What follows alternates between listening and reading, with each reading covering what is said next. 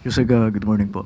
Yusek, sa lahat po ng nangyaring ito sa 2025 budget natin, na even former Senator Franklin Drilon dubbed it as the most corrupt budget. Anong lesson learned dito? And anong hakbang ang ginagawa ng pamahalaan para hindi na maulit ito sa 2026?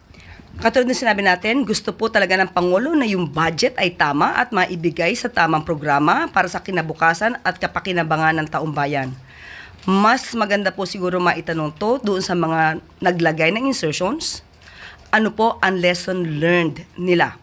Dahil siguro po sa nakikita po natin at naipapakita na galit ng taong bayan na siya rin pong nararamdaman ng Pangulo, nakita po natin na dapat sila ay matuto na tumupad sa kanilang mandato na maging tunay na public servant.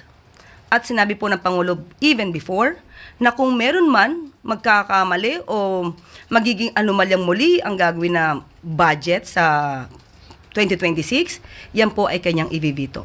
So makakasiguro po tayo with all these things happening, makakaasa po ang taong bayan na magiging maayos ang 2026 budget at hindi po pahihintulutan na ng Pangulo ang mga maaanumalyang proyekto.